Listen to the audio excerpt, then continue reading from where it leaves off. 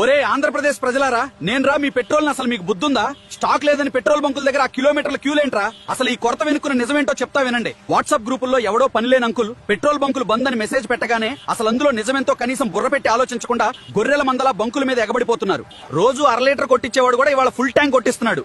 అది చాలక క్యాన్లు, పాత థమ్స్అప్ బాటిల్స్ పట్టుకొచ్చి నెలకు సరిపడా నన్ను మూట కట్టుకుపోతున్నారు.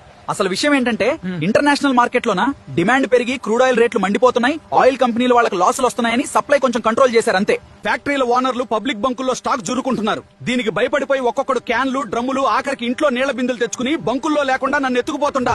ఏలూరు, విజయవాడ, గుంటూరు, కర్నూలు వాళ్ళకైతే పూనకాలు వచ్చేసాయి. బంకుల్లో నన్ను పీల్చి పిప్పి చేసి నో స్టాక్ బోర్డులు తగిలించేలా చేశారు. రాజమండ్రి, కాకినాడలో అయితే కారుకెయ్యి ఆటోకి 300 అయితే ప్రభుత్వం కూడా నెత్తినోరు బాదుకుంటుంది. ఒరే నాయన్లారా, కావాల్సినంత స్టాక్ ఉంది, ఇంకో ఎక్స్ట్రా కూడా దింపుతున్నాం, భయపడకండి అని. అయినా మీకు చెవిటివాడి ముందు శంఖం ఊదినట్టే ఉందట్రా.